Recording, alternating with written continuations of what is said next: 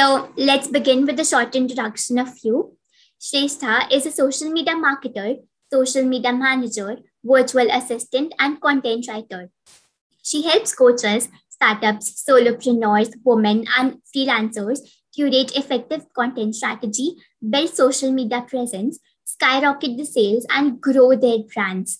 Reach out to her for all the social media marketing and content writing services. I will drop all the related details in the description below. A warm welcome to you, Shrestha, on Journey Teachers. Thank you so much. And the introduction was so good. I got a little overwhelmed there. Thank you so much. And it's an honor to be here. And I can't wait to delve deep into our conversation. So let me begin with the very first question. What are the aspects of the social media marketing that one should cover to build an online presence? The first one would be, according to me, would be on profile optimization, because if we don't know who our audience is and whom we want to serve, we can't really build an online presence for social media marketing, for marketing our services. So the first aspect would be profile optimization and content strategy, obviously, because that's how we get to our audience and that's how we get to sell our services basically. So these two things are very important. And lastly, ideal client avatar.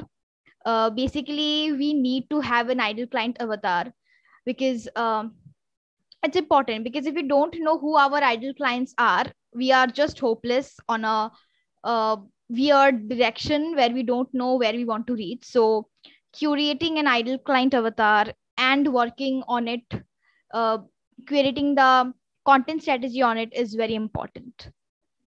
Okay, so how do you go about it, like creating the avatar and the ideal client avatar? How do you go about it?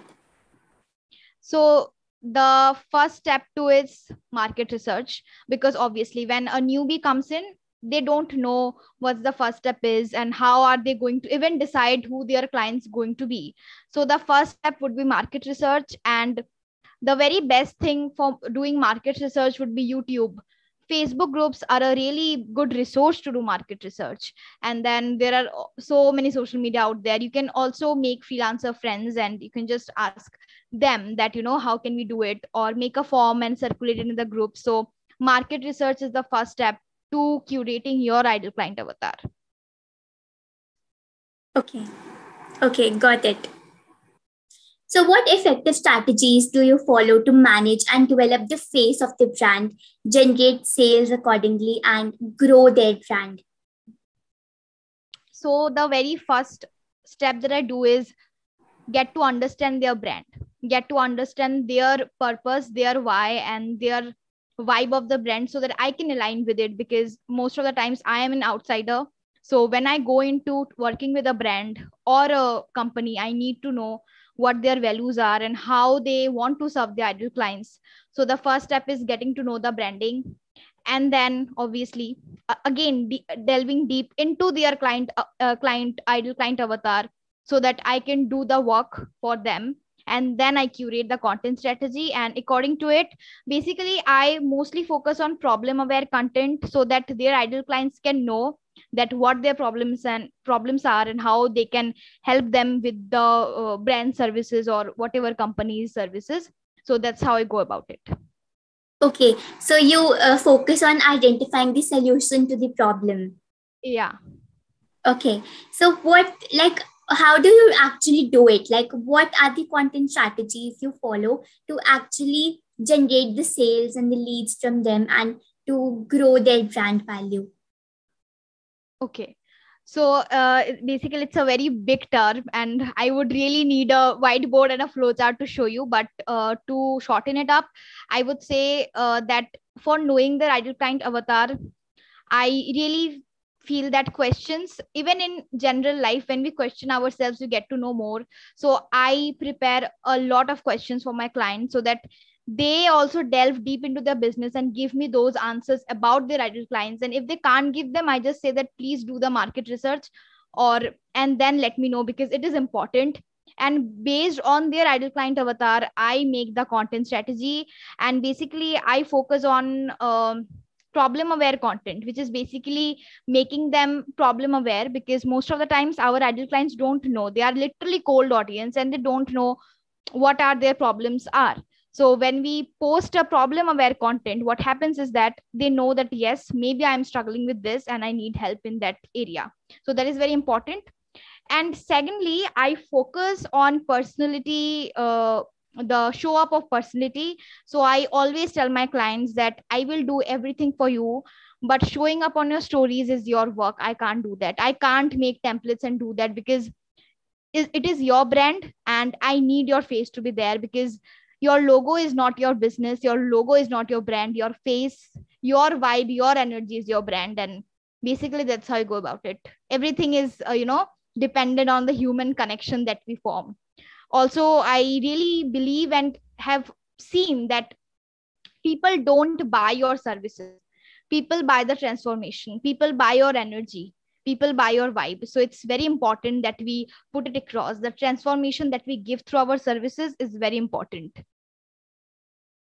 Okay, so making the client experience worth it and making them feel good is what really matters.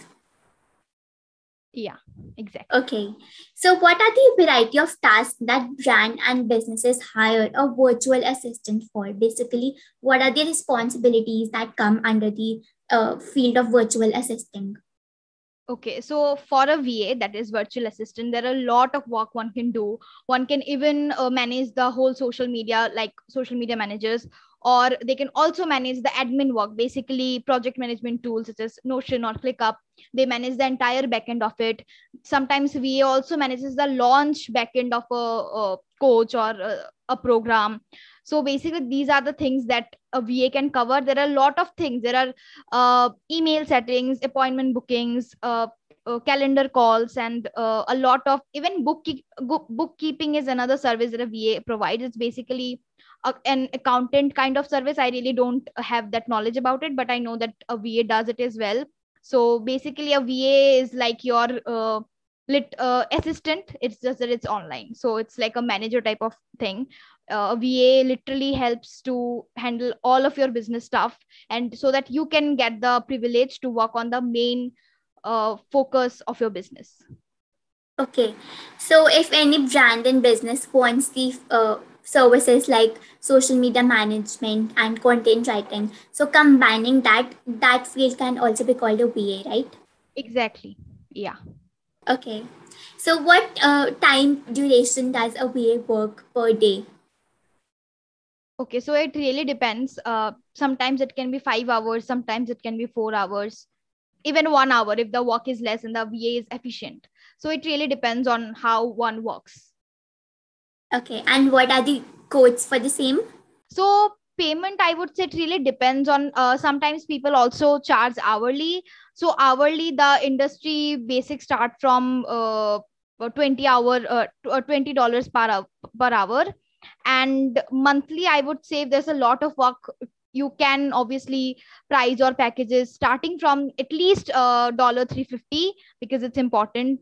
We should not undercharge ourselves. So I would say That's this. true. And yeah, so basically it depends on the scope of work, because sometimes it's very little work and sometimes it's a lot. So yeah. Okay, it actually really depends upon the projects, the experience, and the nature of the clients and the nature of the work and everything. Yeah. Okay, so how do you differentiate between your roles when it comes to social media management and social media marketing? What are the add-ups accordingly? Okay, so basically social media management is a narrowed concept of social media marketing. Social media management is basically handling accounts and everything related to a, suppose, Instagram or a Facebook account. But social media marketing covers everything from ads to organic marketing. Everything is covered. Even I think the main part of FB ads and uh, other the Instagram ads, everything is added on social media marketing. It's a broad concept of social media management. So a social media manager might only do organic marketing, basically handling accounts that they do. And social media marketing also adds up the paid marketing part. So it's according to me. Yeah. Okay, There is a very minor terms of differences when it comes Yeah, to social media very minor. management Yeah. and marketing. But yeah, okay. So there are a lot of struggles that newbie freelancers face when it comes to actually getting their first client, signing the project, get the payments as well without overworking, without getting exploited, and without even getting underpaid for the same. So what advice would you like to give to the aspiring and newbie freelancers accordingly? Okay. So the very first advice would be build your skills, because if you go to the market without any skills you will get exploited, and there are people with skills who are still getting exploited. Build up your skills so that your confidence is there, that you know what you are charging for. Secondly, build your portfolio. A solid portfolio is very important when you pitch to clients. And third, I would say that charge in advance. If the client is not giving you advance payment, it's a red flag. Just run away. No, no matter what they're promising, or they are saying, we will pay you later, but it doesn't happen. Charge in advance, secure yourself, because everything is unconventional, everything is risky. So please, your safety is the first, and then your other safety. So advance payment is a must. And the fourth thing, I would say, network a lot, not with your ideal clients, but with your freelancer friends as well, because then only you can know and you can ask them about the industry rates. Because sometimes what newbie freelancers does is that they lack their network, and that's why they don't know how to charge and what's the industry rates. So if you have a freelancer friend, they can tell you that what are the industry rates and how you can go about it. So it's very important that to increase your network, not only with your ideal clients but your freelancer friends as well, and get in touch with them. This online community is everything. You will make so many good friends, and they will be supportive not only in your work life but also in your personal social life. So I would really say, and go for it, do a lot of networking. And lastly, if you can afford, get yourself a mentor. I can't even say the value, the transformation a mentor can get to you, because obviously you can start with free resources, but the value, the time, the effort that a mentor gives to you is endless. It's like it's literally priceless. Go and get yourself a mentor. Your freelancing journey will become very easy. That's so true. I really agree on this. That it's very important to network. It's very important to get a mentor, and it's very important to even charge for advance. But what should you like? What would you suggest for a certain percentage to charge in advance? 50% every time. Okay, half of the payment should be Yeah. should come to you in advance before starting the work and before delivering the project. Exactly. Okay. So you want to give some tips about portfolio building, like how should it actually happen? Should it be in a PDF or should it be a proper website, and how to actually go about it? Okay, thank you for asking this question. So most of the time what newbie freelancers does is they wait that, I will get a new website, or, I will sit one day and make an aesthetic website, but don't do it. Progress over perfection every time. Because there are other freelancers whosoever has made a website, they have experience and maybe they wanted to do it. But if you are someone who doesn't like to design website, don't go for it. Canva is there. Make a normal PDF. And clients really don't care about website or PDFs. They want to see your samples and basically social proof. So when you are beginning, don't waste your time in website aesthetics. Go and make your Canva portfolio, and there are certain things that you need to add: your introduction, your services, your packages, and your USP. It is very important because there are a lot of freelancers out there. There are a lot of content writers out there. How are you going to stand out? Maybe an example of an USP can be, I can deliver content in less than 40 hours. So maybe you are faster than others and it is your USP. Add your USP and give a CTA to your website or portfolio, basically contact details and how they can get in touch with you. And at the end, social proof as well. Testimonial is very important. I would like to add, if you can add a video testimonial, because this era has turned into a video format. Even Instagram is mostly a video platform, though the photos are still there, but Instagram is also pushing reels because video content is doing so great. So whenever a client comes to your profile and they see a video testimonial, they would see the effort that someone has taken the effort to shoot a video and to talk about your services and how you help them. So video testimonial really does well, so try to get it, and that's how you make a portfolio. Don't worry about website aesthetics, just go for it. Just remember, progress over perfection. That's it. That's so true. That's absolutely so true. And it really works. In order to begin with, you have to start from somewhere to so stop worrying about all the website and all the work accordingly. So, and get started with something. Yeah. Okay. Also, like a lot of freelancers face this trouble of actually getting the client, but working for them full time and working for them, like really doing the overwork for them and getting underpaid accordingly. And more often, the freelancing project often becomes a part time job. So how to set that clear boundaries with your clients and prospects so that you don't get overburdened? Okay. So I would say the first advice would be observe. If in their first conversation, they are ready to pay you 50%, fine.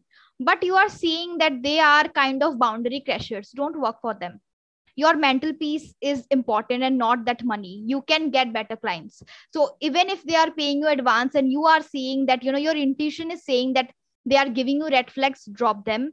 And sometimes our intuition also don't work, and sometimes we just feel that we want to work with them. So that's why we build a contract, so that our things are very clear between our clients and us, that these are my boundaries and you can't crash them. Even if they do, just let them know politely, and if they keep repeating it, drop that client, because you don't owe them anything and they don't owe you anything.